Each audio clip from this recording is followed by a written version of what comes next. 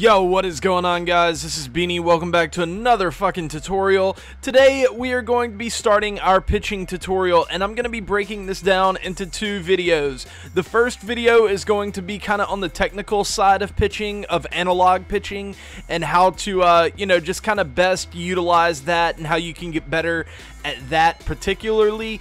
And then the second video is going to be more about how to approach pitching, the mental side of it, how to manipulate your opponent, and how to create outs where you might not have been able to create outs before. But today's video is going to be on the analog side of it, so yeah, let's get into it. Okay, the way analog pitching works basically is that there is an x-axis and a y-axis, or a horizontal axis and a vertical axis, and your job is to hit your spot on both of those, I guess on that graph, that imaginary graph. And what you want to do is, at the very beginning, like whenever you're selecting your pitch, select your pitch. You're going to select the location that you want to throw it. And then once you select that location, you'll see on your analog pitching that it's going to have a little circle on some point on the x-axis, the horizontal axis.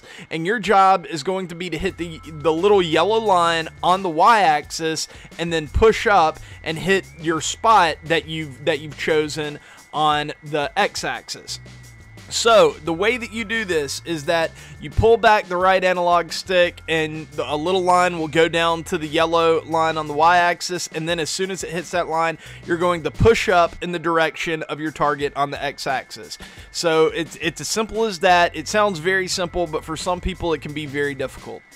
Another thing that you want to keep in mind is that how hard, or I guess how fast you push up determines how much effort the pitch is going to be thrown with. It's a little bit harder than other interfaces to kind of determine how hard you want to throw it, but if you do decide to try to throw the ball a little bit harder, just keep in mind that that is going to eat up a little bit more stamina, and it's also probably going to be less accurate than a pitch that you decide to throw with average effort. Okay, so now into the tips. The first tip that I have is the pullback is extremely important. It might be the most important part of analog pitching. And so on the pullback, you want to time the y-axis perfectly. The vertical, I should just call it the vertical axis. You want to time the vertical axis perfectly. You'll have that line, and you really want to practice hitting that yellow line on the y-axis, because the y-axis is going to determine the height of the pitch. So let's say that the yellow line is where it is and you're trying to throw a low and in fastball. Well, let's say that you push up too early. That means that that pitch is going to sail kind of higher than the target that you set up. Let's say that you're late though and you don't hit the yellow line, you go past it a little bit and you're a little late. Well, that means that that's going to be a low pitch, probably out of the zone.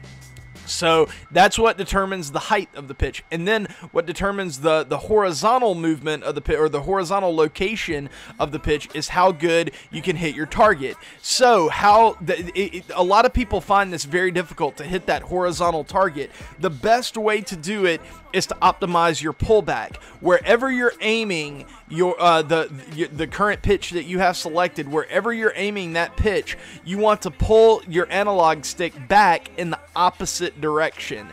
So let's say that you're trying to throw it up and in to a right-handed pitcher, or to a right-handed hitter, then you're going to pull back on the right analog stick down and to the right.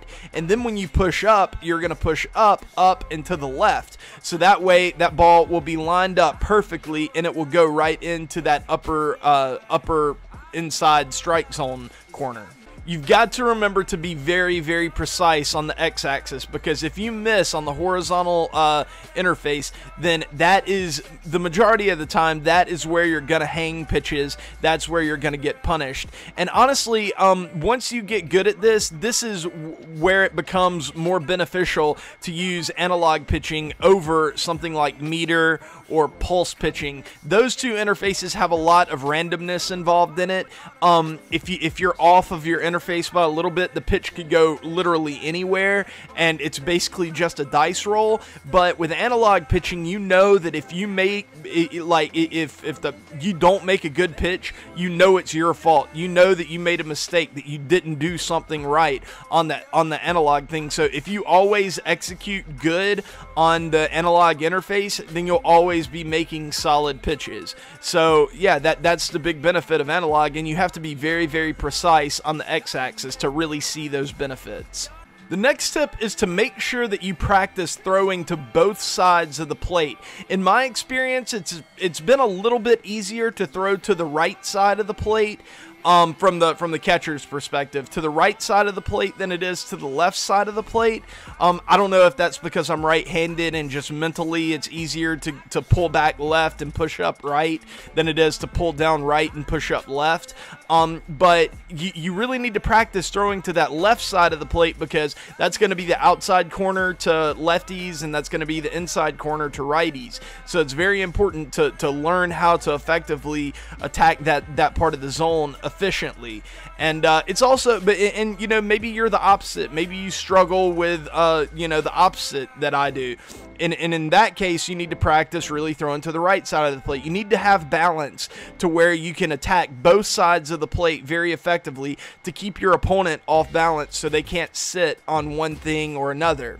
And the best way to practice this is to just go into the pitching practice mode and just, you know, practice on your pullback, on pulling back, you know, down and to the right, and then pushing up into the left, and then doing vice versa, that down and to the left, and just really keep doing it over and over and over again. Get that repetition in so that by the time you jump into online play, it'll feel like second nature to you. Oh, okay, this is a left-handed guy. I need to throw on the inside corner. I'm going to pull down into the left and push up into the right, and it'll be very, very automatic for you, and you won't even have to like really think about it.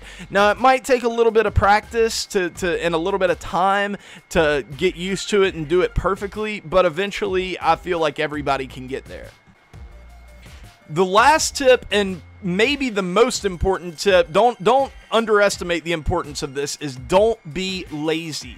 One of the biggest things that's cost me battle royale runs, event runs, it's lost me ranked seasons games, is that I begin to get lazy when using analog pitching. I stop thinking about my techniques and how to spot the ball left and right, inside, outside. I just kind of I forget to really be very precise, and I'll start pulling straight back and then trying to hit my spot that way. Do not do that. Always stay focused. Always have your mindset, okay, I'm going to pull back opposite, I'm going to push up the way that I'm supposed to, I'm going to target, I'm going to mix inside, outside, and I'm really going to put in a lot of effort right here, because as soon as you lose focus, as soon as you get a little bit lazy, that's when you start hanging pitches, and that's when you start to get punished. So always remain focused. I know that that's kind of a cliche tip, but it's really important with analog pitching, and it's something that I don't think people talk about enough, is that if you want to pitch really good, you have got to stay focused. And in my opinion, that is a very technical thing, because as soon as you lose focus, you're going to lose technique. But guys, that is going to do it for this video. This was just purely a technique video of how to effectively use analog pitching. The next video will be a lot more advanced, a lot more in-depth about how to approach hitters and what hitters are looking for, and how to kind of play that cat and mouse game with your opposing hitter. And that can be a lot more difficult than just getting used to analog pitching. And it might be this year, it might be one of the things that separates a World Series player from a CS player or something like that.